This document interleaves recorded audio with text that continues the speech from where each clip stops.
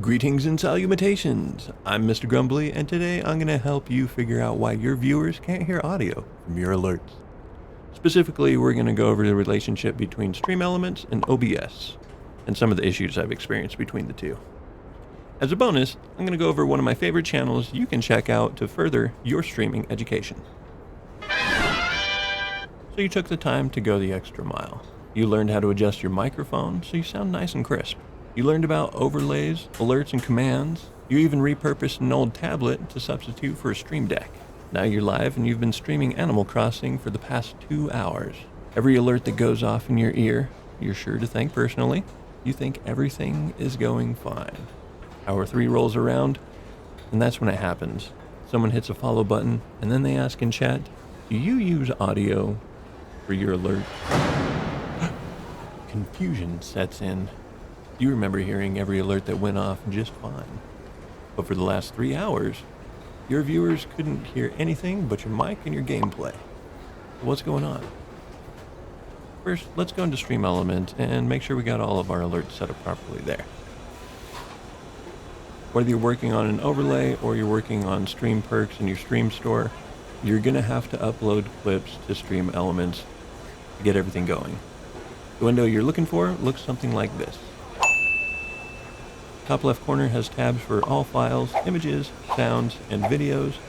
This is also where you can test your uploads before using them. Hint, hint. Bottom right corner is where you switch between pages. Top right corner is where you go to upload new clips. Nothing special, simple drag and drop stuff. When you're uploading new material, a useful side note to keep in mind is do not upload multiple clips at once. Make sure to upload each new clip individually. I tried uploading 24 clips, and Streamelements decided to keep the video side of each clip, but it only decided to keep the audio side for one of the clips. It was really frustrating. I didn't end up figuring it out until I came back to this page and started testing clips.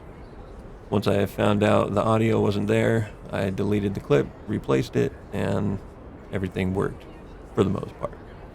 Also, be aware of the condition of your video and audio files. If your video file does not have audio included, you're gonna have to upload a separate audio file to Streamelements if you want audio. If your video file already has audio included, you do not need a second audio file uploaded to Streamelements. The setting I'm going to show you in OBS should fix everything. The steps that I'm showing you here in Streamelements is just to make sure that we've got audio going to OBS to begin with. If you can hear the clip in Streamelements, now's your chance to go ahead and finish the project you're working on. Once your project's all done and you've got the overlay URL, we can flip over to OBS and I'll show you the good stuff. Everything should look pretty familiar. Got your scenes, sources, audio mixer. Next, click on the plus in the window for your sources. If you don't already have a browser source set up, go ahead and title your new browser source now. Now you're looking at the properties window. This is where you paste your overlay URL from Streamelements. Don't forget to match the resolution size between your overlay and OBS, or your image and everything else will just look weird. You won't like it.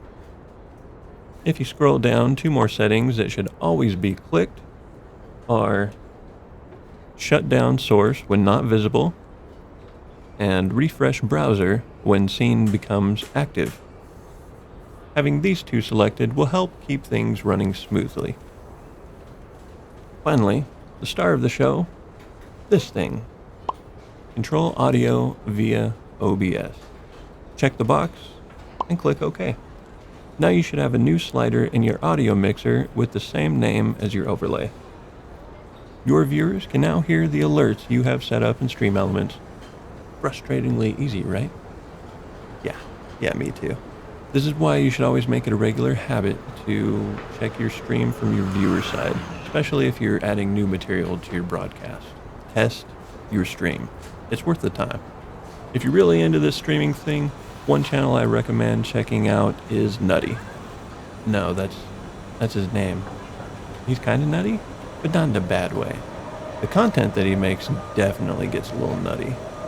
Ranging from beginner to advanced, this creative fellow produces some very impressive projects, all with OBS. His latest video will show you how to stop hate raids on Twitch with a panic button. Now that's nutty. So anyway, if you made it this far, I want to say thank you. The longer you watch means I'm growing in the right direction as a content creator, and that's a good thing. I'm learning the skill. If this video helped cure your headache, be sure to leave a comment about it below, even if it is just a vent about the finer points of streaming. If you like gaming content, you can find me on YouTube at Gaming with Mr. Grumbly. If you like Twitch content, you can find me over there at twitch.tv/Mr. Grumbly. If you got a specific question, feel free to ask away. I'm familiar with OBS, Streamelements, DaVinci Resolve, YouTube, Twitch. I'm no master by any means, but I've definitely learned some helpful stuff in the few years I've been streaming and creating content. This video, for example, the setting is something I'm sure gets mentioned in other videos, but it usually happens so fast, the importance is lost in translation. That's where I want to step in. I want to answer some of those pesky streaming/creator questions that have been bugging you and streamers like you. It's a steep learning curve, and there's a lot of ground to cover.